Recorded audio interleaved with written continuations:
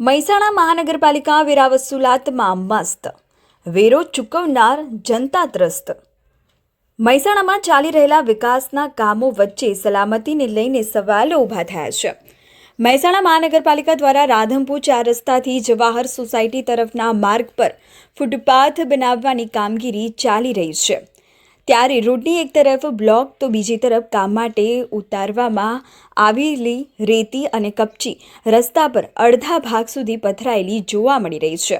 આ સ્થિતિને કારણે ખાસ કરીને ટુ વ્હીલર વાહન ચાલકો માટે અકસ્માતનું જોખમ ઊભું થઈ રહ્યું હોવાનું જણાય છે. રસ્તા પર પથરાયેલી કપચી અને રેતીના કારણે વાહન ચાલકો સ્લીપ ખાઈ જવાની શક્યતા છે.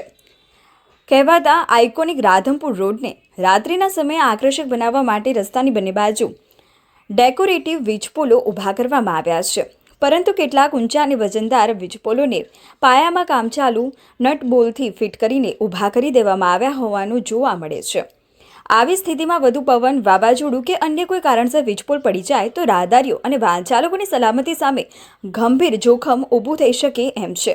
આઇકોનિક રોડની કામગીરીને લઈને ચોમાસાની ઋતુમાં રાધનપુર રોડ પર ઠેર ઠેર ચાલી રહેલા ખોદકામ, ખુલ્લા ખાડા અને બહાર દેખાતા લોખંડના ખુલ્લા સળિયા પણ રાહદારીઓ તથા વાહન ચાલકો માટે અકસ્માતનું કારણ બની શકે તેવી સ્થિતિ સર્જાઈ છે.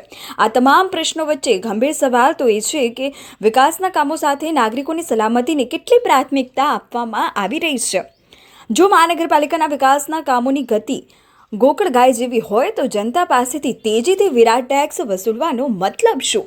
વેરા અને દંડની વસૂલાતમાં તત્પરતા દેખાડતી મહાનગરપાલિકા વિકાસના કામોમાં જરૂરી ઝડપ અને સલામતી ક્યારે લાવશે? કોઈ નિર્દોષ નાગરિક અકસ્માતનો ભોગ બને ત્યારે કે પછી તંત્ર જ જાગશે કે શું?